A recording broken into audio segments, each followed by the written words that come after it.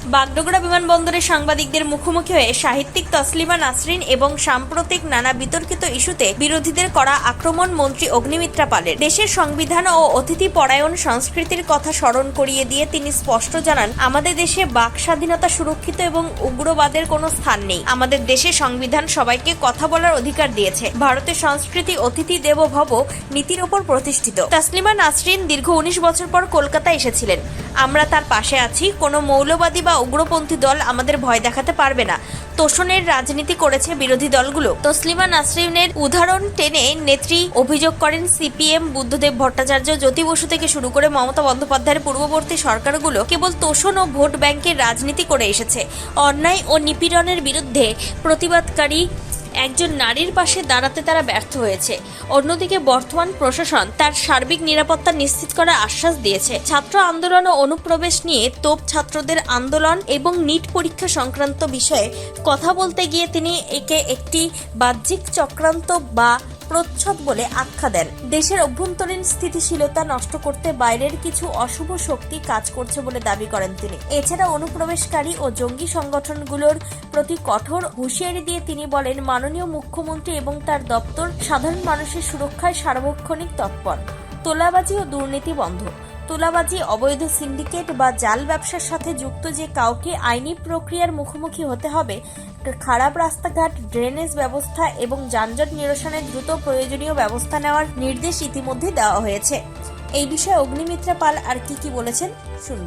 ধরা পড়েছে তো তদন্তে দেখা যাচ্ছে যে একদিকে তো শুভেন্দু অধিকারীর উপরে মুখ্যমন্ত্রীর উপরে হামলার একটা ছক ছিল, তাছাড়া যন্তর মন্তরে পুলিশের ইউনিফর্ম করে একটা ষড়যন্ত্র ছক ছিল এবং আমি ট্র্যাপেরও একটা ষড়যন্ত্র ছিল। এক মন্ত্রীর ছেলেকেও মানে ফাঁসানোর একটা তাদের ছক ছিল।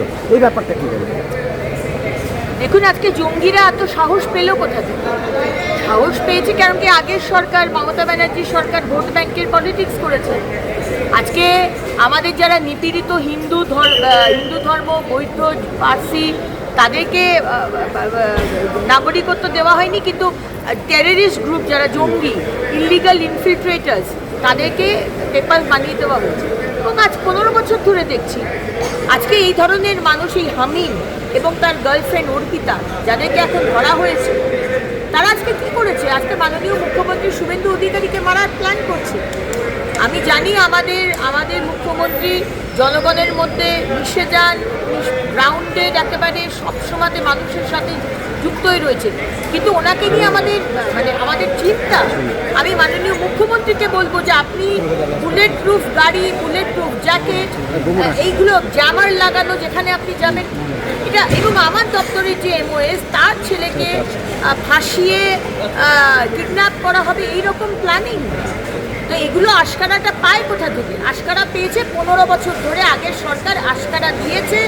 বাংলার 11 কোটি মানুষের সুরক্ষা তারা চিন্তা করেনি, ভারতবর্ষের 140 কোটি মানুষের সুরক্ষা। Triumph over the against the dogmatism and scientific spirit should triumph over the dogmatism as well as the fanatic religion. It is. There is no place for fanaticism in our country. And there is a statement called freedom of speech by the Constitution of India. So, and we also believe in Atithi Devo Bhava. Our guest is our God. So when Taslima Nasreen comes after 19 years to Bharat, to Bengal, to Calcutta, the intellectual capital of the country, we are there. Honorable Chief Minister Shubhendu Adhikari is there to welcome her.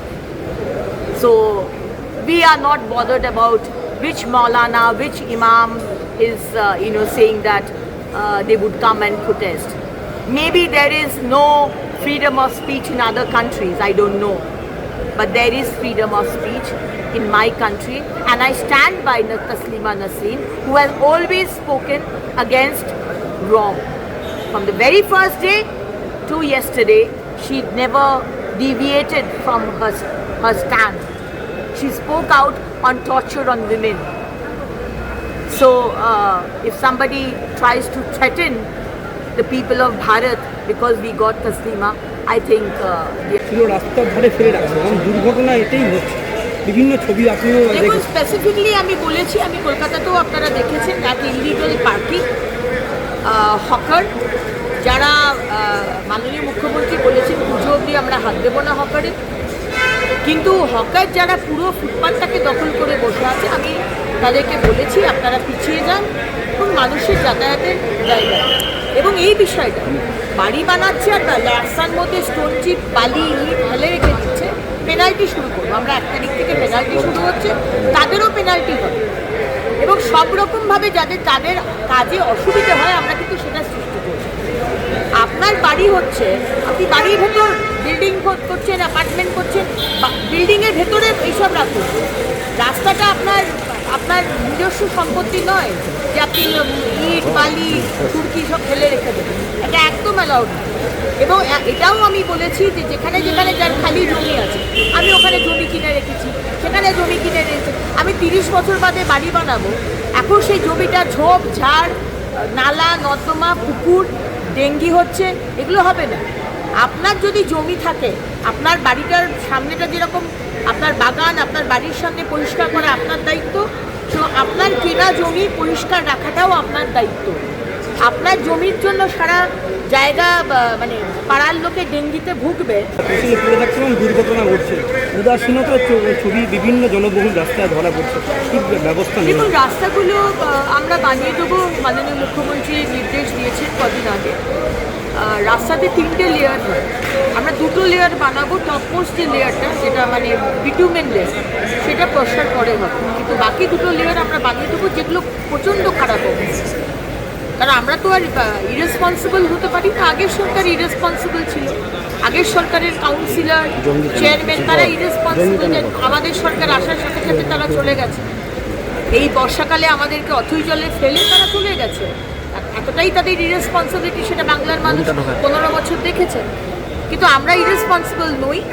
আজকে যে চুরিগুলো হয়েছে, একই সাথে সাথে সেটা এনকোয়ারিও হবে, আবার টাকাও ছাড়বো, আমাদের আগের কন্ট্রাক্টররা টাকাও পাবে, কিন্তু দেখে তারপর টাকাটা ছাড়বে। আর যে রাস্তার খুব খারাপ অবস্থা, সে রাস্তাই বলুন, জল বলুন, ড্রেন বলুন, আমরা করে দেবো, লাইট বলুন, আমরা। শিলিগুড়ি থেকে নিজস্ব প্রতিনিধির রিপোর্ট, টাইমস 14 বাংলা। আরো নিত্য নতুন ভিডিও পেতে এবং তথ্য জানতে আমাদের ফেসবুক পেজকে লাইক ও ফলো করে রাখুন। সেই সঙ্গে টাইমস 14 বাংলার ইউটিউব চ্যানেলকে সাবস্ক্রাইব করতে ভুলবেন না।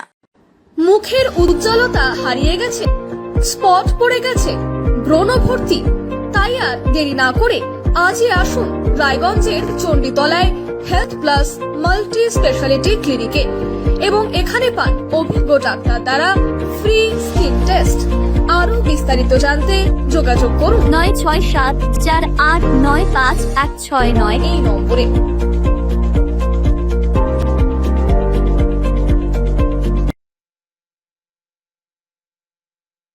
আজ তোমার বিয়ে, সাজলো নতুন সাজে।